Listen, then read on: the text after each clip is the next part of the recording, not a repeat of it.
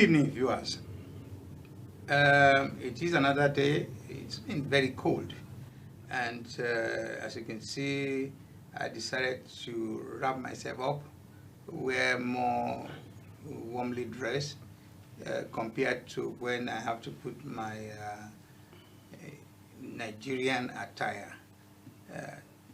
The situation is big for keep yourself warm. Tonight is another night for you to sit down, enjoy another very important program, One with OtunbaHOO. With me tonight, I have two gentlemen who are not from Nigeria. They are from one of our neighboring countries called Cameroon. Yeah, it's a long history. I will not take much of your time to start lecturing you on when did Cameroon finally agreed to go their way. They used to be right at the top, of Nigeria, and there are so many political history because you want to see how it all started in 1884 when most of the European countries sat in Berlin and deciding to take knife to cut Africa into pieces. Ordinarily, you would have thought that when we now got our independence from colonial masters, we should have done what we need to do, but we did not. But again, that's another story for another day. Before I continue, I'm going to get the two gentlemen to introduce themselves one by one. On my right-hand side here is somebody I've known. This is the second time coming, and we've been on the same program for a couple of times, so I know him quite well. People say Metri is a lawyer. For those of you who don't, Metri is a lawyer. It's lawyer in French word. Now, I have Metri Duvin. Alice Singer. He's a human rights and political activist. He's also a human rights lawyer in his own way. Now he's here tonight with another gentleman called Mr. Samuel Wonja. Unjambwa, Mula Unjambwa, yeah. I was asking, what's the meaning of Wonja? And he says, it means the son of the soil. Son of the soil, original. That's the meaning. That's the original. Yeah. And generally, he looks like a Cameroonian. Yes. Now, his profession is a political. I mean, he's a politician. Yes. Even though when you hear if a Nigerian introduces himself as he's a politician, you run away because they've done so much damage to the country that you do not genuinely want to have anything to do with politics. But tonight we're going to hear more of how the politics of Cameroon has been playing out. So I want to welcome both of you to one-on-one with OtunbaHOO. But let me start with you, Alex. Can you give us more introduction about yourself? What do you do, and how long have you been political activist? Last year? Thank you. Welcome, televiewers. Permit me for coming. I'm happy that I'm in this program today, and I must tell you, talking about the cold, I've been suffering from cold for the last 2 days, so if I'm coughing, bear with me, televiewers. Yes, my name is Mola Alex Ndive Lee Singer. By profession, I'm a lawyer in the United Kingdom, and I am also a political activist and a human rights activist. I presume I'm a political and human rights activist is something that it's nature calling. Why I said so, having grown up in a country as a little boy in Boya, where we had a good life, good airport, a lot of nice things, power camp. I started growing up at a certain age as a teenager while I was going to university. I realized that it was difficult to identify a person who comes from English Cameroon. They used to call us Biafrans.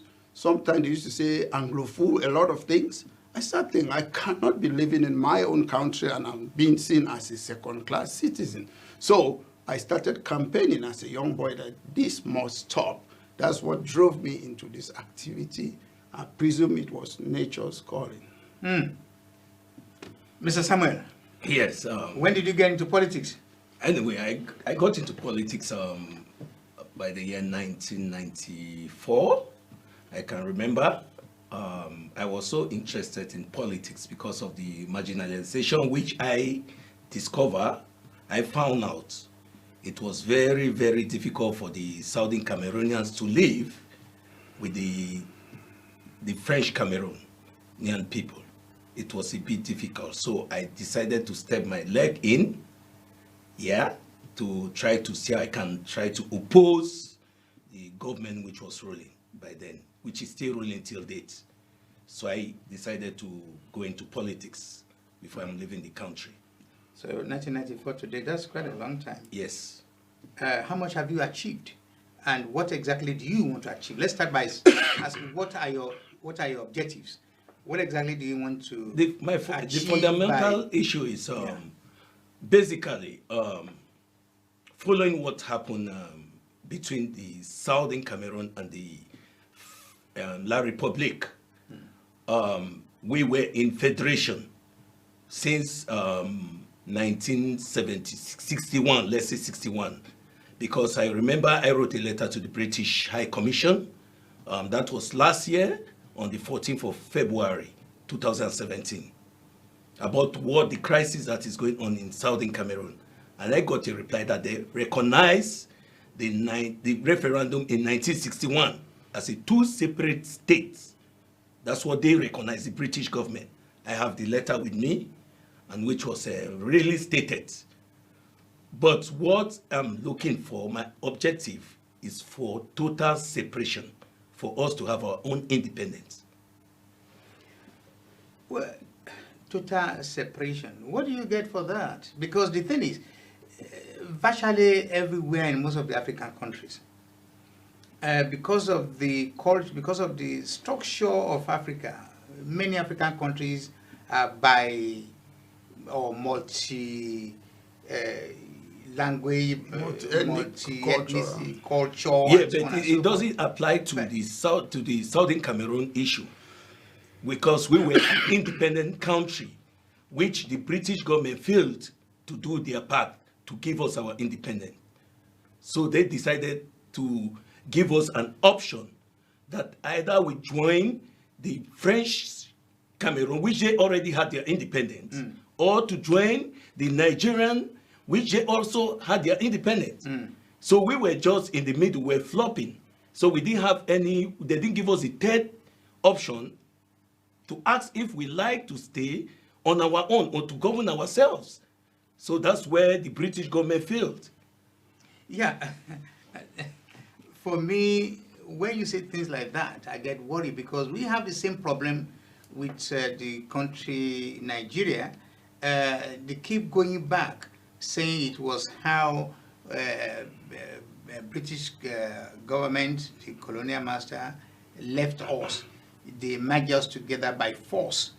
They marry us together with those who want to snail speed, and those who want to do a Porsche, you know, the vehicle want to fast track and all that kind of thing, and those who want to be in the middle. They keep saying it was the British government, and today an average British politician will say, so when we left, why can't you choose? Okay, I want to give you the difference between your life. The politics. Why are you saying now? How many years on? You're talking of almost about 40, 50 years 56 on. Years. I want 56 to. years Yes, on. I want to. If you are still saying to me, hold on. If you are still saying to me that because they gave you two options, the third option was for you. The third option should have been you agree and say, you know what, my people, we're not going to go to Nigeria. We're not going to go to Cameroon. We want to be on our own. You should have done that 56 years back. Yes. Why are you just talking about it today? Okay. So you have to explain to our viewers. Okay. Basically, that option was was given, we decided to ask for the option because in 1961. That's what I'm saying. Yes, the option, the third option, is for you to have said, you know what, we're neither going to the left or going to the right. We want to stay in the middle. We want to be our own people. Why don't you? You see, unfortunately, you are not around then. I'm looking at you in the face. Yes. Probably, and this is part of the problem facing the whole of African countries. Definitely. They keep going back and putting blames on people like the former old colonial masters and so on. The question again is, why did your grandfathers or forefathers did not take the option of they want to stay on their own? Why not? Why are you just talking about it today? Okay. The reason is 1961. They took this matter to the United Nations, and we had 56 vote. They said yes, we should have our own independence. It was agreed. It was agreed in 1961. We had our independence 1st October 1961. But this independence was not fully handed to us. It was not fully. That is why we are still in the same position. So that is why we are still asking for a referendum. That if a referendum is given, the people will make their choice where they belong, the people of the Southern Cameroon. Mr. Lisinga, are you reading from the same page? Well, I will just step in. I'm not going to make any comment about that. You asked the question, what do we want? I want freedom.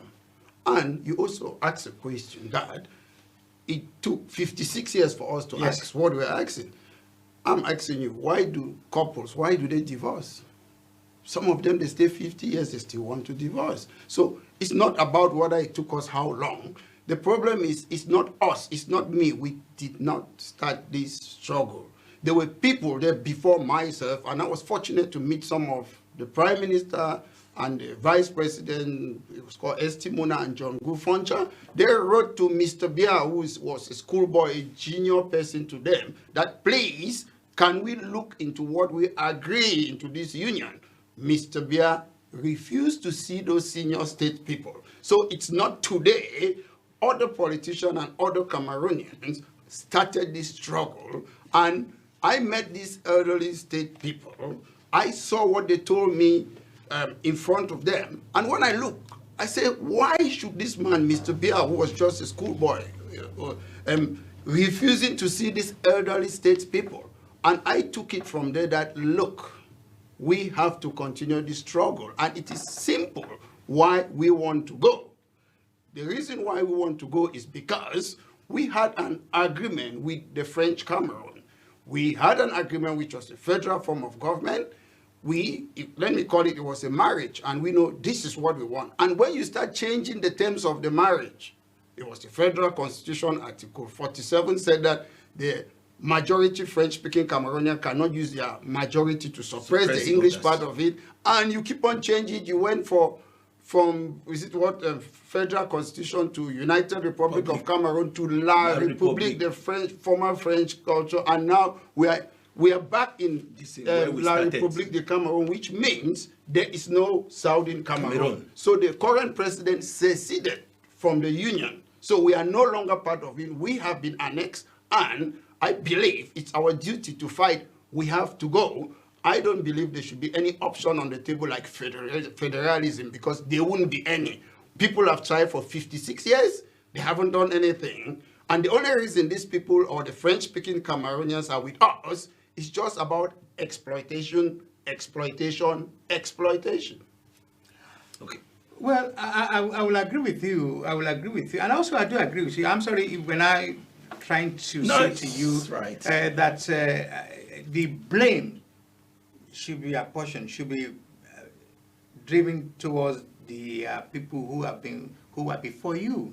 And we have the same problem in Nigeria and many other African countries, because the people around that time, because of their self-centeredness, their wickedness, their not having the ability to have a vision of the future, that Correct. People like you now springing up how many years after are now seeing the one-sided agreement, how the agreement wasn't really properly put together. Yes. It was on this it may be because of a few benefits they got or they want to get out of it.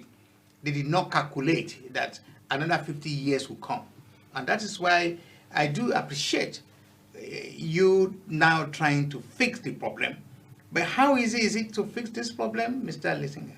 The problem is we have the current French-speaking government of Cameroon. People have been calling for dialogue for more than 56 years. They don't listen. They are dialoguing among themselves. When Southern Cameroonians, like myself, we say we want to dialogue, what are they doing? They are sending their ministers to go and talk among themselves, and they call it dialogue, which is monologue. And at the end of the day, they have been killing people in our British Cameroon, some call it Southern Cameroon or Ambazonia. They have been killing innocent people. A lady, a grandmother about 80-something years old, was burned inside a house. And they call them terrorists. About 40,000 Cameroonians are refugees in Nigeria. It's just one option. It's either they give us a referendum, which that's what I stand for, and if they keep on killing innocent women and children in Southern Cameroon, they should defend themselves. Because I said this more than 20 years ago, what Mr. Biya wants is war. We have seen that before because France is behind Mr. Biya. He knows that there's a cooperation agreement signed in 1959. Even after we had independence, that cooperation has to supply military or weapons to Cameroon, or the French forces can get to Cameroon to protect Mr. Biya and their investment. So, however, there's just one option, a referendum that must happen. We don't care about the dialogue, a must referendum. And if any person, I'm saying it openly, is being attacked by the government of La République de Cameroon, defend yourself. You have a right of self-defense. The French is defending the French side of Cameroon. Definitely, so we're talking like that. They are coming to protect their interests. I'll put it How much support are you getting from the British government? I will tell you clearly. The reason we have British Cameroon National Party, I live here in Britain. I know a lot of British politicians, is to work with them. I don't want to go around the world in 80 days. I sit in Britain. I know a lot of politicians. I wouldn't just be going to the street and demonstrating. I'll meet them face to face, and I'm looking forward that they can make a commission, a parliamentary commission for Cameroon, something that they did with, is it the Kurdish people, and they have done it in other countries. I want to work with British politicians. That's why we have the British Cameroon National Party. That's what we are working for, and we hope we're going to achieve something through there. There are other people too who are doing other things, and I applaud what they are doing. People who want to really genuinely solve the problem of English Cameroon, you should concentrate on what you're doing rather than spending time on social media arguing. So far what you are saying now to that the British government has been supportive in your cause. No. Let me step in. We'll call you. Listen, what I'm saying, I can't say anything open now. You know what is lobbying. And I cannot come and mention somebody's name in your program now. But however, what I'm saying, the aim why we have British Cameroon National Party is to make sure we work with the British government and see a meaningful change in that country. If we had a referendum in 1972, why can we not have it now? If Mr. Biya changed the constitution from Federal Republic of Cameroon to one united, indivisible Cameroon, as he said, why can you not change it back? So he shouldn't frighten people that the constitution say we are one and indivisible. He changed that constitution. The current constitution of Cameroon now is illegal. The only legal constitution in Cameroon is the federal constitution. Okay.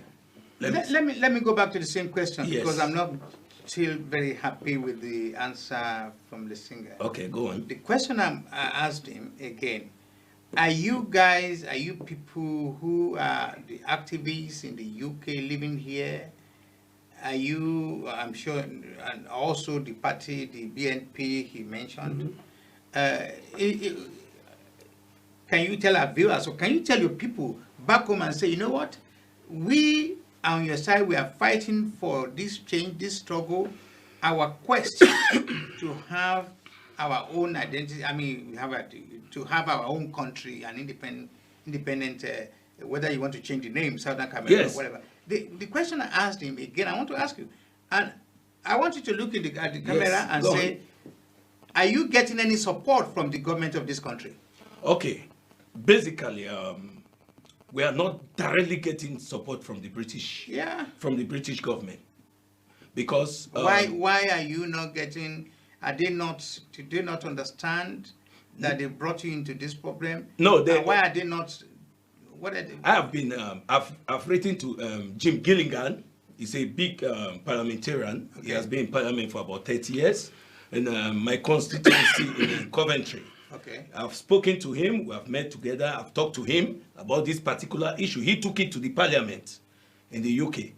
What they said, they wrote a letter to me again, second letter, that in the year 1961, the British has removed their hand from the Southern Cameroon. Okay. Yeah, that was very clean and clear. So they asked me if I have anything to challenge. Then I wrote them back. I said, no, you didn't remove your hand because you didn't finish your job. It was a trust mandated territory given to you to govern. Because of the way you handle things and left, that's why we are in this situation. So if the French Cameroon knows that they have something genuine, that we are one and indivisible, let us go for a referendum and ask the people of Southern Cameroon, what do you people want? Do you people want to stay with them or not? That will solve the problem. It's a simple thing. And what did he Like say back what to you? my Has he replied that letter? I'm waiting for the reply. They have been I'm just writing small, wait for the reply. I have everything. But what I think, the referendum will be the best option to solve this problem. There's nothing else. If not, it will be it will go very abnormal, that they will never solve. It will be something disastrous. So, and that's what is going on now. As I'm talking, the French troops are in Douala Airport, they are in Yaoundé Airport, trying to safeguard the French territory, of which we don't have any country to help us. Since we started this struggle, we have been protesting. There's no country that has come out and said that they are killing these people. They are, yes, none. Have you, I'm sure Cameroon is also part of the ECOWAS and also part of a member of the African Union. Have you approached? We are not part of ECOWAS. We are not part of ECOWAS. We are a member in the African Union, which is right. Francophonie, CEMAC, they have. Oh, sorry, they have yeah, their own I'm union. sorry, I got that wrong. They have Yes. their own union in the CEMAC. I'm sorry, yes, not ECOWAS. Now, have you guys approached the AAU? What I will tell you, I don't believe in all this organization because Why not? I know the people who are behind. Hold on. I should The answer organization you. that's about to start a fantastic single airline, whatever. Listen, let me tell you, I will go back even to Nigeria. Nigeria too is a disgrace. Buhari, you know, ex-military man. You know the people we was given what to lead an anti-corruption what we talk about it. But however, I'm just saying you don't go and look at all or what I don't want to use the word in quotes, living dead people who are ruling Africa, and you expect them to bring change. The people who were hoping that we're supposed to bring change in Africa were people like Captain Thomas Sankara, and you know what happened to him.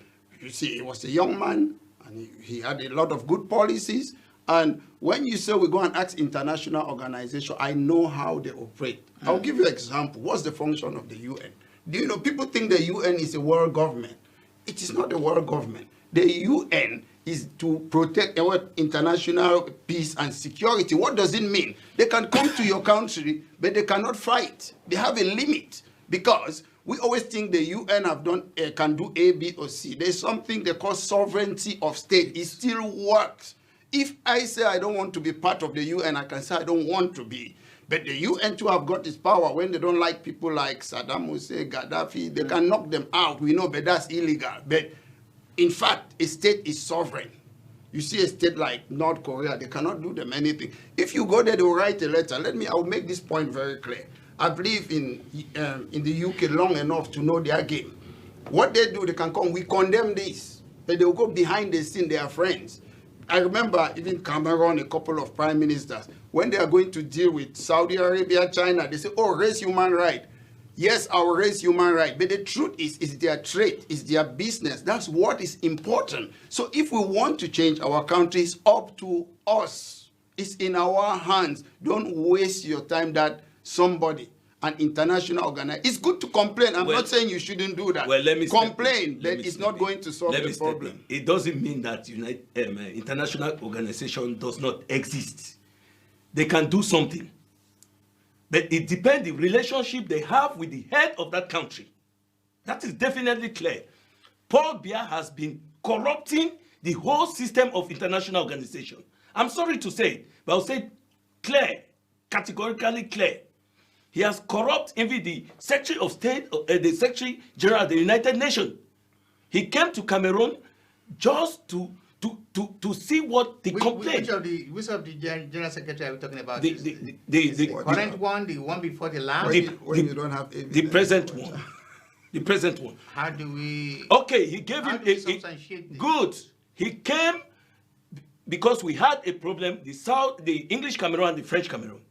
When he came, they gave him a gold statue, which a gold one, just not to say anything. And he went, he never said anything. Same thing, the lady from the Commonwealth office, she came and went right to my own village in Boya, where I came from. We have not got a report to date. People are still dying, they are killing. Genocide is going very seriously. I'm not joking. She has not said a word. No report. I presume the corruption is about giving our resources to them. I don't really That is what is corruption? Sorry, 1 second. My point is, I know these people, they go there, they take our oil, natural resources, that's the corruption. But when it comes to personal, I don't think they need that one. What they need is our resources. I want to believe that that where two people are talking, usually there won't be any war. Have you tried to, yes, I heard it when you say you try. How much effort have you put into wanting to have a dialogue? You know something? I will tell you about, it's more than 20 years ago. I have pictures of it. I was campaigning for a national conference in Cameroon. He gave us something called Grand Débat, which I don't know how to translate it in English. But Grand Débat is useless. He just sit with his own people and still dialogue. There was the tripartite, the English-speaking part of Cameroon, our own brothers and sisters, senior state people. They brought a proposal and they walk out because the president doesn't want to listen. Those are things that have been done more than 20 years ago. Mr. Biya is a president that can come and talk to you maybe once a year or twice a year. And the reason being, if his master, the de facto president of Cameroon, Mr. Macron, doesn't call him and say this, he keeps quiet. That's why people don't know. He can't open his mouth until Mr. Macron, who is busy solving his own problem in the European Union, in France, if he doesn't pick the phone and say, hey, Mr. Biya, go and do this, he won't. Recently, Mr. Biya was in an African conference. He met Macron. Immediately went to Cameroon and made a statement that declared war because Macron gave him permission. He is a puppet. He is a poodle. He is wasting our time, and we have to kick him out. Again, I also want to bring your attention that you know that Cameroon, the Southern Cameroon, is also in the trustee of United Nations. Have you made efforts to contact the United Nations? That's what we are saying. We were under the trusteeship council, and we were under the British, while the French part of Cameroon was under the French. The British had a duty, and their duty was to grant us independence or self-governance in accordance to Section 76B of the United Nations Trusteeship Council. But the British did not do that, and to me, what I would say is that the British government breached international law. But The British government. Yes. Yes, by not doing what they were supposed to do, they breach international law. But if you take it to a court, I don't know the prospect of success. But however, personally, if you're given a duty to do something by law, you don't do it, you have breached that law. And to me, we have to go back to square one. It means we are still part of this British United Kingdom. That is my point of view. Because you did not do that duty, we are still part of the United Kingdom. That is the position of British Cameroon National Party. That brings me to a recent report that is all over the world. That a couple of Cameroonians escaped to Nigeria. They were detained. And report now says that they've been returned back to Cameroon. Are you able to, because there's also a conflicting report, information reaching us that they don't know where they are. What exactly is the position of things? Yeah, well, I must start by condemning the Buhari government for sending a couple of Cameroonians, maybe they say 57 or is it about 50, back to Cameroon. And some of them, they were genuine asylum seekers. The Nigerian government, they haven't proved anything that they have considered the claim of this asylum seeker or if they have rejected.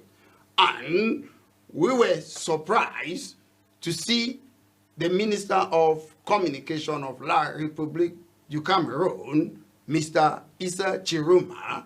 He said all the, should I call them the suspect, they are all in Cameroon. Well, the public have been concerned that they want to see pictures, they want to see videos. But however, of this return. Yes. But however, I understand how the Aijo Bia regime they work. They don't show anything. Before, thank God we have social media. Before, they will put you under their underground prison and they will not see you for 10 years. So I'm not surprised with that dictatorial attitude. However, personally, I would say they are in Cameroon. I don't need to see that evidence. And with time, I presume we are going to see them in public, and we are waiting to see what happens next. And I will say this without any apology, that France is behind this abduction. It's all about our resources, our natural resources, our natural resources. And this must stop. African countries have to move ahead. It's a disgrace to see people like Buhari and Mr. Biya still ruling us and taking, because of our resources, they are punishing our brothers. There's another, our sister who is there, Nalova. I heard she's pregnant, and you don't want them to see a doctor. You don't want them to see family members. That's unheard of at the 21st century. And that is why this government must change. Okay. What's your immediate thought about returning these okay. Cameroonian? Are they political activists? They are political activists. They are part of our movement. Some of them are professors teaching in Nigerian universities. Some, I'm sure, doctors. Some of them teaching. Okay, let me make it clear. Academics. Let me make it clear. Let me make it clear to the viewers to understand. Yeah. Yes. They had what they call the interim government, which they created. That was some group of the Southern Cameroonians. Something similar to Raila Odinga? No. Yeah, let's say the Southern Cameroon interim government, they created it. So these leaders, they were based in Nigeria. Definitely, they have right to have their conferences, their meeting. They didn't do it behind the bars. They always take permission before doing it. So having this meeting in a hotel in Abuja, they came and they were adopted. When you say adopted, who adopted them? They came, the Nigerian DSS forces. They came in. That's what they said. Yes. The next day, that was the news all over. So when they took them, they didn't know their whereabouts. Up to date, we are talking. Even the Issa Churuma, who is talking, the Minister of Communication in Cameroon, is just beat around the bush. He has not said anything, the reality of what is happening with these people. Because definitely, if they were in Cameroon, how did they go there? And who gave them that permission to extradite them? There are questions to be answered by the Nigerian government. If really Nigerian government claimed that they arrested them, not adopted them, then they have to take them to the court. There are procedures. You can't just take someone and extradite the person. Then there must be something which you people have planned. It's a planned action between two nations. You understand? Okay. Apart from that, these people have to be shown in the public. But you said they were given to you a few hours ago. How can they give you a few hours ago? They are in the prison in Cameroon. Are they flies? Did they fly by magic or what? That's why we say, before they give people position, let them be competent and know the type of people where they belong. That Issa Churuma is just talking bullshit. He himself maybe doesn't even know where they are. I'm frank to say it. So for me, whether they're in Cameroon, it's wrong. I condemn it. Whether they're in Nigeria, I also condemn it for Nigeria hiding them, keeping them somewhere people don't see them, which is out of human rights. So that's my position. Again, I want to ask you guys, because let's get it right. Have you, your movement, your organization in diaspora, have you made efforts to contact the government of Nigeria to find out what is going on? Have you done that? Their lawyer Femi, and what lawyer Femi have done that. He hasn't seen them. Nobody have seen them. The United Nations Commission for Refugee have done that. They didn't. And the only person who have seen them is Issa Churuma. That's what he claimed. It doesn't matter. People can say that he's a minister in a country, even if we don't recognize him. He said that, and I want to take his words. And with my experience, it is not surprising to take people and lock them up before they come after a certain time. We should take note, we are dealing with dictators, funny African countries. They don't have the same standard like this country, when I'm in the United Kingdom or in Europe. We should be realistic sometimes when we say things. I'm not saying that it's right to do it, but I know how they operate. Like, I'm in this struggle. I know what the government can do to me. If you want to fight something, you have to be realistic. The government of Cameroon, I know, they don't care. They won't show you any proof. They know they are in the driving seat. You want to command them to show you picture. They are in the driving seat. They don't need it. That's how they operate. I'm not saying it's right. It is wrong. But you have to know how your enemies operate. It's very important. Well, the problem I'm having now is he is not sure whether they're in Cameroon. You are saying they're in Cameroon. I said, I don't know how. Do you know something? Let me tell you something. Let him finish. What I'm telling you now. Okay, the Nigerian government haven't said anything. Let me say, if I'm a lawyer, you are a judge. The minister, Churuma, is saying that he has got those people. He is in the position to say, I am not in that position. He is not in that position. Who am I? Alex. He's Wonja. Yeah. So Churuma is the Minister of Communication.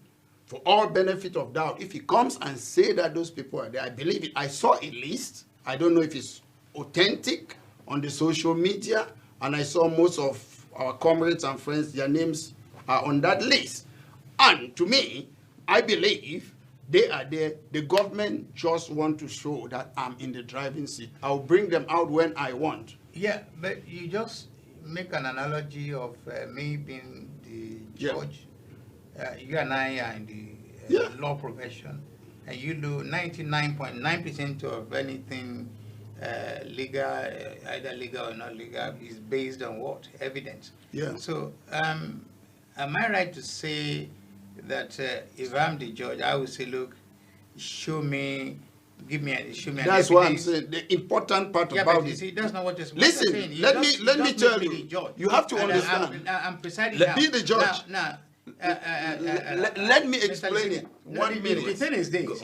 1 minute. I would think it would be I will not make any judgment on. Let me tell you, that's correct. Let me tell you. I want to okay. tell you what you're going to be making the judgment on. Yes. He is a minister of communication. I haven't finished. Wait. I will ask him. We cannot be talking. We cannot be talking on each other. Let me close it. He is minister of communication, whether you like or not. The day he comes to court, and those people are not produced there, his word now, they will take him like a liar. So you have to, like, if the British government, Theresa May or the Secretary of State, come and say, these people are here, you have to believe them. They are the government. That's how it works. Can I say something? Let me finish. You don't have to prove it. If a government, no matter how we hate the government of La Republique, they are still a government. They are running that country. They are recognized in the whole world. If a government minister come, whether you say they are lying, they believe them more than me and you because they are a government. Okay. We are not a government. I'm not a lawyer, but I want to counteract something. Let me tell you.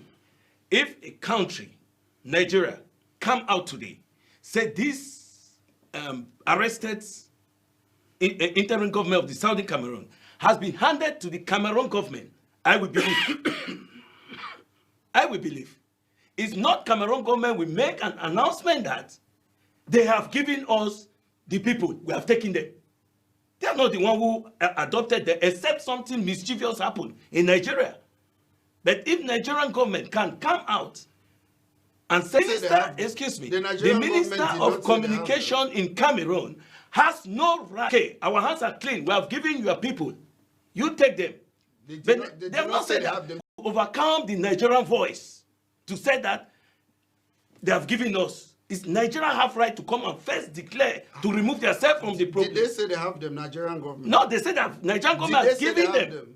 That's the word he used. Did they say they have? Yes, that's him saying it. But Nigerian government has not said yes. There's something which I will say. So something is not clear. Let me put it clear. This one, this is based on a certain assumption. You know, in Britain we have the Terrorism Act. There are certain people that, okay, the minister is calling them terrorists. There are certain people you don't follow the normal procedure that we use in court. If they arrest somebody, is it Boko Haram? Yes, they don't follow. They don't need to tell us anything. And I presume Nigeria have got that law too. It's not everything. They are calling them terrorists. Assuming that is true, they will not treat them under the normal Nigerian law. No, that's I'm the right, one telling you. If it's terrorists in this country, no, it's Britain. You cannot compare it with Cameroon. There is international law. You have no law, man. International law. International law does not determine how to rule. But Nigeria cannot just stay quiet. That's my point. International law cannot determine you how. I can say I don't want to follow. What is more than international law is national interest. I can say because of national interest, I'm not following that international law. I want to say this. I wish like I'm one of the replica of Solomon in the Bible, you know, with so much knowledge. Don't divide the child. So much wisdom. But frankly speaking, let's be serious here. Yeah.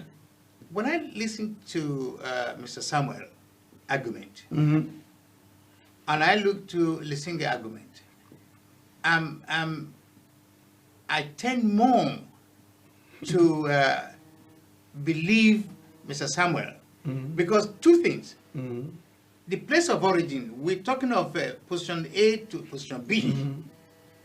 I don't know why Nigeria has not said anything and say, you know what, do not look too far for your people. We've given them back to Cameroon. So what they do with them is their business. You see, because do not forget, under the international law, refugees, especially people with asylum claims, you just don't bundle them back just like that. You give them one or two privilege or whatever to either. I presume there are things you don't know about. Some of you mentioned the law. You don't know what's behind the law. No. In the UK, when you claim asylum, there's a form there. Do you support terrorism? Have you done anything that if you have done that, they will send you back in the UK? I'm not talking back in Africa. Hang on a minute. If these 57 Cameroonians that formed a government in exile, and you just used one word, you said, if they were to be asked and say, what have you done, guys? They say, yeah, we just formed a government in exile, which is not a strange thing. It happens all over the world. We see that time and time. You understand me? But that's not what the government is saying. No. The government is saying that they hijacked. I saw something they said the possible charges. Did not. I'm not supporting the government. I'm the judge now. Hang on a minute. I did not see the form filled by the 57 people. What happened to saying Ken Saro-Wiwa? We support terrorism. What happened to Ken Saro-Wiwa? What happened to all those people there? We live in Africa. Those people are dictators. Forget that they were elected. They are dictators. That's how they operate. Listen, the democratic setting of Nigeria as you speak. Yes, a lot of things are bad in Nigeria. A lot of things are not working. But not to a point that this is an international thing. To a great extent, the government or President Buhari, to a great extent, at least we comply. Do you know in Britain? Not do anything to do you know? clandestine. I'm speaking facts now. I think. Do you know in Britain? I know. Hang on a minute. I think this is your argument for me as Solomon on this particular program. We say to you, I'm going to give it to Mr. Samuel because only a lawyer will understand me. In Britain, only a lawyer will understand me. Listen. Let me tell you why a lawyer will understand. In Britain, I'm not talking about Africa. They can hear a case behind the scene. There's no person, only the judge, nobody in the UK. Those terrorists in this country, you don't need to put people there. Sacred, they call it sacred trial. So people, if they can do this 57 people, can I land? I know. I'm telling you what they do in the UK. You can hear, they call it sacred trial. You can try people if you say they are terrorist suspect. Behind the scene, you don't show the evidence, only a judge sees it. They do it in the United Kingdom. Nigeria did not call them terrorists. I haven't finished. Nigeria never said they are terrorists. They are suspected to train people. They didn't say terrorists. Nigeria never used the word This is the terrorist. moderator. I'm talking to the audience, not to you. Let me finish. Well, I'm speaking to my audience, not to you. Okay. So I'm just saying that at the end of the day, Nigeria doesn't need to say anything to me or you. We are just suspecting, and to me, as a lawyer, I'll wait for the evidence. There will come a time Nigeria will talk. We can shout and scream and do what? If you want them to come out, go and sleep in the street as I used to do. We shouldn't come in the studio and talk because at the moment, we won't do anything. I can't try to do what I cannot do. Why do you think Nigerian government will keep mute? Let me tell you, not talk about the answer is simple. Whether they have returned the 57 people. The answer is whether simple. they've done that or not. Let me tell you why the Nigerian government will not very, want very simple answer. Nigeria and Cameroon are fighting with Boko Haram. They are fighting with ISIS. The Americans, the German, the French, they are also fighting Boko Haram. The Biafrans in Nigeria, they want to separate. We English-speaking Cameroon want to separate. They are looking at their interests. It's about interest. It's not about law or international law or what. It's about interest. When George Bush went to attack Saddam Hussein, there was international law. He bypassed it. So forget about those laws. The point it's just window dressing. Let me tell you something. Despite the problems we have in Nigeria, I still want to say this. And I'm not speaking for Nigeria. I have no doubt in my mind that the 57 Cameroonians that were either arrested or detained, they must have been classified. I mean, they must have been, That's what I presume. They must have been, the DSS, the security, will have spoken to them, will have find out whether they're a member of ISIS or a member of Boko Haram or whatever. And I'll tell you something. If they find them to have been member of Boko Haram, they will not deport them. Nigeria will have even. We're just saying it. I know. I'm using your analogy. As it is, if Nigeria find that all these people are terrorists inclined or linked, probably they will have done what they have to do by detaining them and imposing the law of the land or applying the law of the land. So again, I want to go back to Mr. Samuel. Why should they apply the law of the land? The crime that they say they committed, assume, I'm not supporting them. The alleged allegation is against the government of Cameroon, not against Nigeria. No. But you you gave me an analogy. I'm still here alive. I can still talk. But you just said to me that probably Nigeria could have done what they did by sending them to Mr. Shiroma. Mr. Shiroma is the only person. Just assumption. I'm not saying that's true. But the way it is, Mr. We don't know all of us. Yeah. I'm thinking here, sitting down here as the moderator, thinking, using my 6 10s and everything, that Nigeria, I'm not speaking for Nigeria, but I have no doubt in my mind that if these 57 people were wanted for any whatever, or they decided to set up a government in exile like was happening in Argentina, in Bolivia, in Rwanda, you know, all over the place, even in South Africa, people have set up government in exile. It's not a new thing even in the Middle East. It depends on the country. Yeah, but what I'm saying is, you see, Nigeria, if Nigeria find that is something more than that these people are potential or even already registered member of Boko Haram, for example. They are not. Yeah, that's that what one. I'm saying. More reason, because you see, internationally, I cannot imagine that Nigeria will want to return. You see, we are not under military rule. Military rule. It's about interest. No, the interest. You see, this is not how the interest applies. That's not. How does it apply? No, the interest you're talking about, it does not apply in this particular issue. No. Because as it is, if the 57 people were just saying, you know what, we are fighting for freedom, we are fighting for this, we are doing this exactly. That's what they are doing exactly. And even before the Nigerian government would return them, they will have classified them, they will have briefed them, they will have get all the information. Do you know what? I'm here in your program today. These guys, they are going to stand trial, maybe potential trial very soon. There are things that I know, and I will not say it here. It can jeopardize their trial. So there are limited things I'm talking to the audience. If you say to me, I'm saying I have information. Listen, I have a lot of things. Listen, I know a lot of things, but I won't say it. Even in this country, everywhere, you wouldn't say things that can jeopardize those people's trial. I can say things that will be information for the Cameroon government. So that's why I say we can assume we can do. There are things we can say in this program, and there are things that we cannot say. Right. We need to move on. Now, Nigerian is going through a lot of crises, and the crisis for me is nothing more than the majority of our people are yearning for. They ask for change, they call for change. As it is now, majority of the people do not feel the change of so many things that they thought the present government would bring them.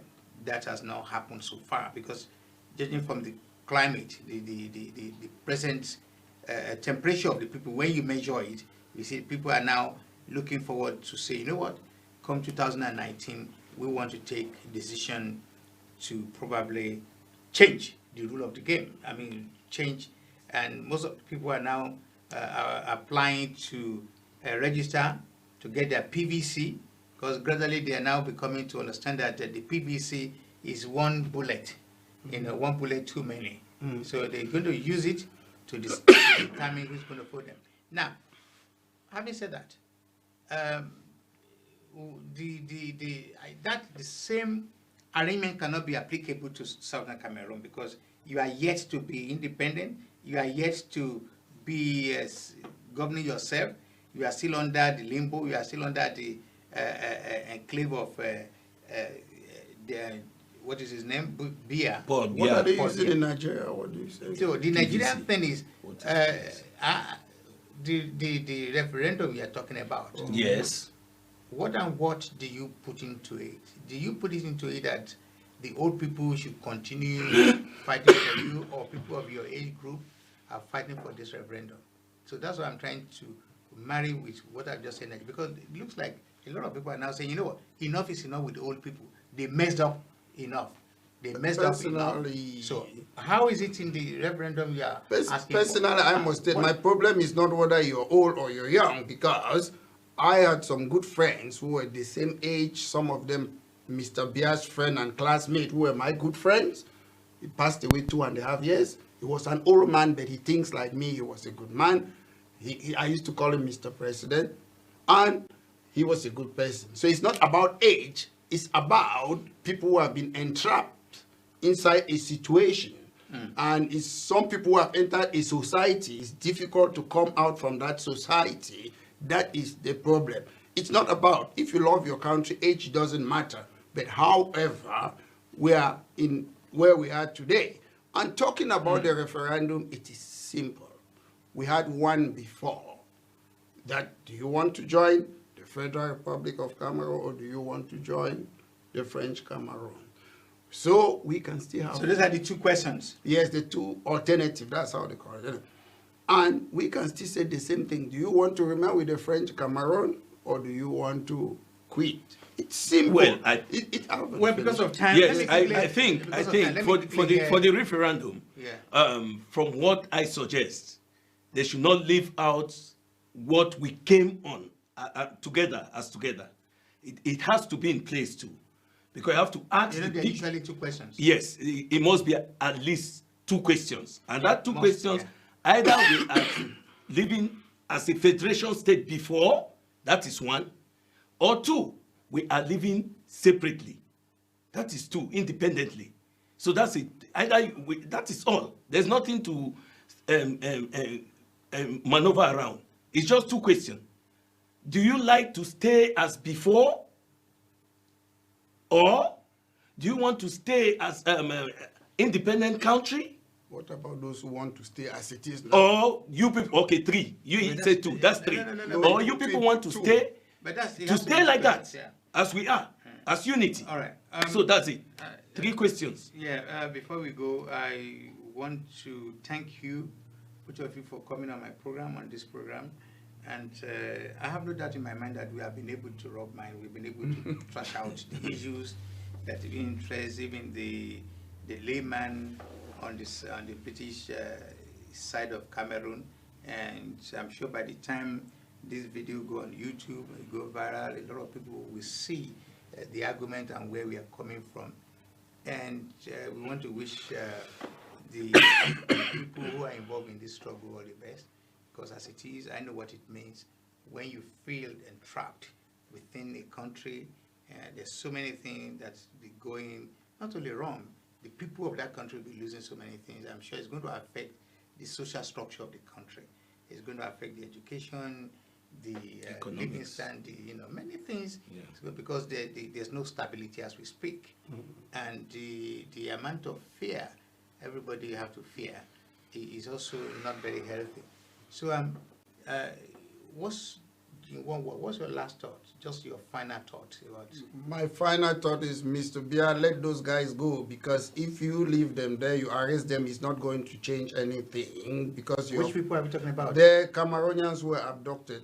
Keeping okay. them there will not change anything because you arrested the wrong people. Look at them very well. Look at their history. We are still out here. The people who have been fighting. Are so let them go. Are you saying come and get me? He cannot get me. I'll get him before he gets me.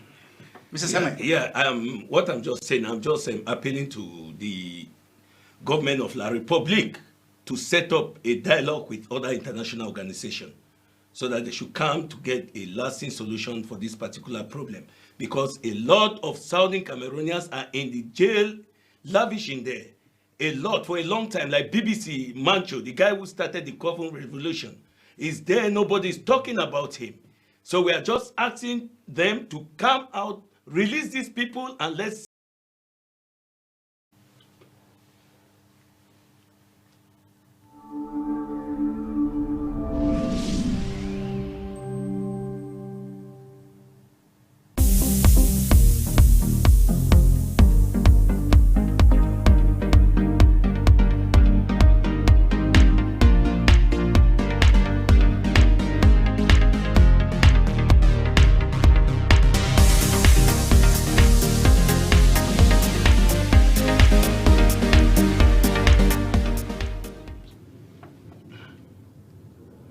Good evening, viewers. It is another day. It's been very cold, and as you can see, I decided to wrap myself up, wear more warmly dressed compared to when I have to put my Nigerian attire. The situation is big for keep yourself warm. Tonight is another night for you to sit down, enjoy another very important program, One-on-One with OtunbaHOO. With me tonight, I have two gentlemen.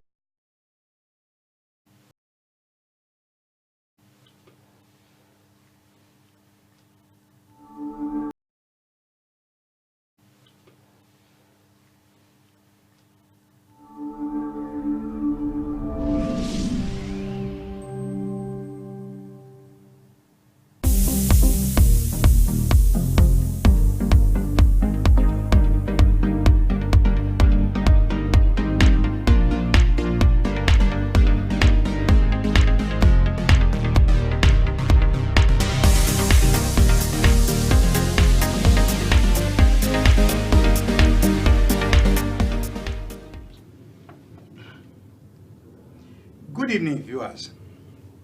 It is another day. It's been very cold, and as you can see, I decided to wrap myself up, wear more warmly dressed compared to when I have to put my Nigerian attire. The situation is big for keep yourself warm.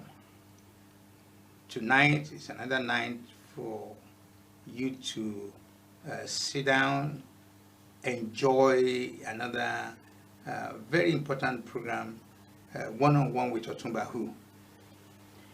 With me tonight, I have two gentlemen who are not from Nigeria. They are from one of our neighboring countries called Cameroon. Yeah, it's a long history. I will not take much of your time to start lecturing you on when did Cameroon finally agreed to go their way. They used to be right at the top, of Nigeria, and there are so many political history because you want to see how it all started in 1884 when most of the European countries sat in Berlin and deciding to take knife to cut Africa into pieces. Ordinarily, you would have thought that when we now got our independence from colonial masters, we should have done what we need to do, but we did not. But again, that's another story for another day. Before I continue, I'm going to get the two gentlemen to introduce themselves one by one. On my right-hand side here is somebody I've known. This is the second time coming, and we've been on the same program for a couple of times, so I know him quite well. People say Metri is a lawyer. For those of you who don't, Metri is a lawyer. It's lawyer in French word. Now, I have Metri Duvin. Alice Singer. He is a human rights and political activist. He's also a human rights lawyer in his own way. Now he's here tonight with another gentleman called Mr. Samuel Wonja. Wonjambwa, yeah. I was asking, what's the meaning of Wonja? And he says, it means the son of the soil. Son of the soil, original. That's the meaning. That's the origin. Yeah. And generally, he looks like a Cameroonian.